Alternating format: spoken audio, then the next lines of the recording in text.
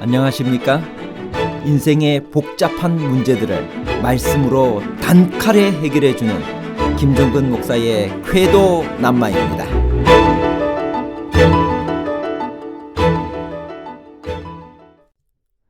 유다를 포위 공격한 아수르 군대가 하룻밤 사이에 18만 5천 명이나 죽은 것은 들쥐를 통한 흑사병 때문인가요? 아니면 여호와께서 한 천사를 보내어 아수르 왕의 진영에서 모든 큰 용사와 대장과 지휘관들을 멸하신 것인가요?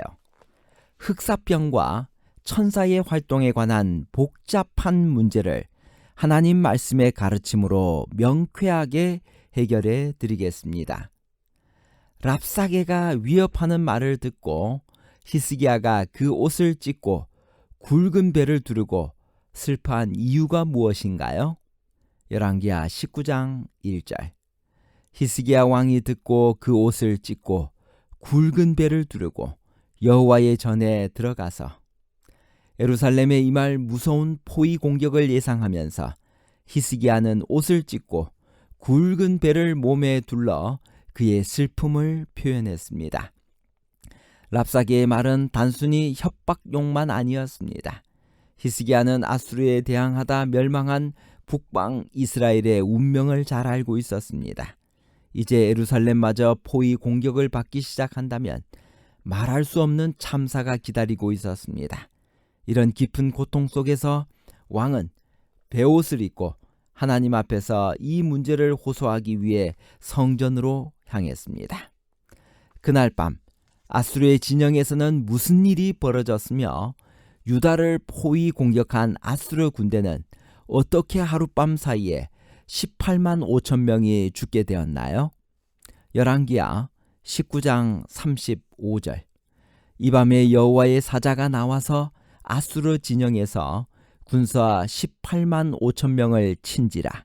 아침에 일찍이 일어나 보니 다 송장이 되었더라. 이대로 가면 나라가 망할 것이 확실해 보였습니다.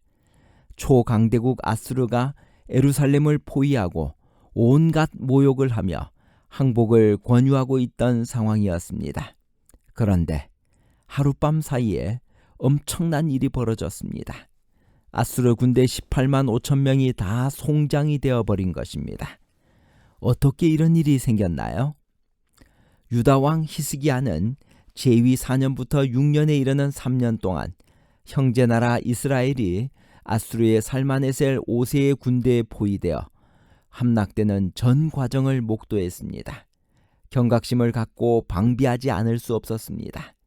아수르의 다음 목표는 유다가 될 것이 분명했기 때문입니다.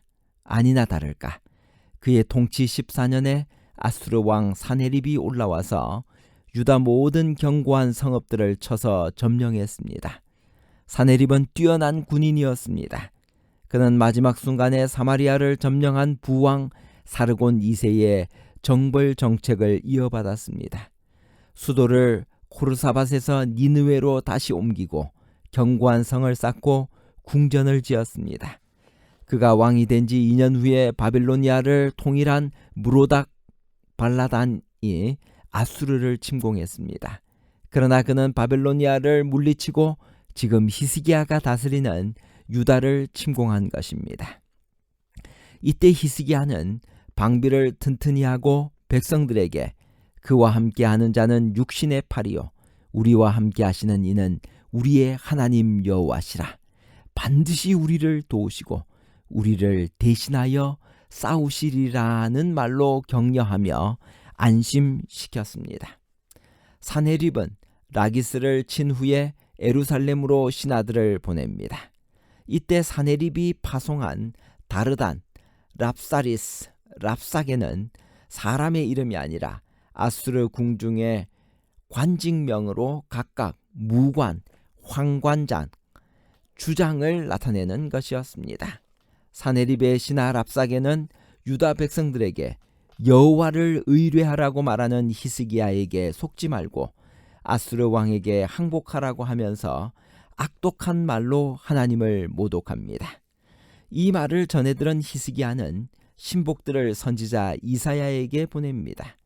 이사야는 그들에게 나를 모욕하는 말 때문에 두려워하지 말라. 내가 한 영을 그의 속에 두어 그로 소문을 듣고 그의 본국으로 돌아가게 하고 또 그의 본국에서 그에게 칼에 죽게 하리라는 여호와의 말씀을 줍니다. 사네립은 다시 히스기야에게 사자의 편에 편지를 보내 강력하게 항복을 압박합니다. 이 편지를 본 히스기야는 성전에 올라와 그 편지를 펴놓고 간절한 기도를 드립니다.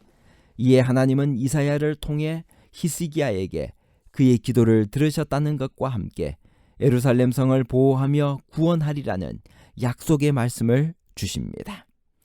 1847년에서 1850년경에 고대 니느웨인 큐윤직을 발굴하던 레이어드는 방이 71개가 넘는 웅장한 사네립의 궁전과 수많은 점토 문서들을 발견했습니다. 이 문서들 중에 최초 소유자의 이름을 따서 테일러 프리즘이라고 명명된 높이 약 38cm의 점토 석비 육각형 프리즘이 있었습니다. 대략 BC 691년에서 686년에 제작된 것인데 놀랍게도 사네립의 정복 치적이 서령 문자로 기록되어 있었습니다. 특히 사네립의 유다 침공이 그림과 글로 기록되어 있는데 성경의 기록과 놀라운 일치를 보여주고 있습니다. 성경은 사네립이 라기스를 함락했을 때 히스기야가 사자를 보내 그에게 화친하고 조공하겠다고 한 약속을 기록하고 있습니다. 그런데 이 프리즘에 사네립이 라기스 성을 함락한 뒤 높은 야전용 보좌에 앉아 방금 노략한 전리품과 포로들을 사열하는 그림이 부조되어 있습니다. 또한 육각의 각주 중 제3칼럼에는 다음의 내용이 기록되어 있습니다. 이 기록은 열왕기하 18장 13절로 19장 37절, 역대하 32장 1절에서 12절, 이사야 36장 1절부터 37장 38절의 본문 내용과 거의 일치합니다. 심지어 조공으로 바친 금의 중량마저 달란트로 같습니다. 유대인으로 나의 멍에에 복종하지 않은 히스기야에 관하여는 내가 그의 강한 성벽을 가진 도시들 중 46개와 그들 이웃의 수많은 작은 도시들을 포위하고 점령했다. 남녀노소 20만 150명과 큰 가축과 작은 가축을 그들 가운데서 끌어내었고 전리품으로 간주했다. 사네립이 이렇게 자신의 전적을 자랑하는 기록을 남겼지만 성경은 그의 군사가 하룻밤 사이에 천사에 의해 18만 5천 명이 죽어 송장이 되었다라고 기록합니다. 역대하 32장 21절은 여호와께서 한 천사를 보내어 아수르 왕의 진영에서 모든 큰 용사와 대장과 지휘관들을 멸하신지라고 했습니다. 역사가 헤로도투스는 이 사건을 들쥐가 해를 입혀 흑사병이 일어난 것으로 기록했습니다. 여하튼 사네립의 연보에는 예루살렘을 포위만 했지 점령했다는 사실은 없습니다. 이는 자랑스러운 공적만을 기록하는 왕의 연보이기 때문일 것입니다. 사네립은 그의 연보로만 보면 이해되지 않는 이유로 예루살렘 점령 일보의 앞에서 물러선 것입니다. 그 이유를 성경이 밝히고 있는 것입니다. 그러면 돌아가 그의 본국에서 칼에 죽게 하리라는 사네립의 운명에 대한 이사야의 예언은 어떻게 되었을까요? 열왕기하 19장 36절에서 37절은 이렇게 말합니다. 아수르 왕 사네립이 떠나 돌아가서 니느웨에 거주하더니 그가 그의 신 니스록의 신전에서 경배할 때 아드람 멜렉과 사레셀이 그를 칼로 쳐 죽이고 아라라 땅으로 그들이 도망하며 그 아들 에살핫돈이 대신하여 왕이 되니라. 이사야 37장 38절은 그를 죽인 두 사람이 사네립의 아들이었다고 밝혀줍니다.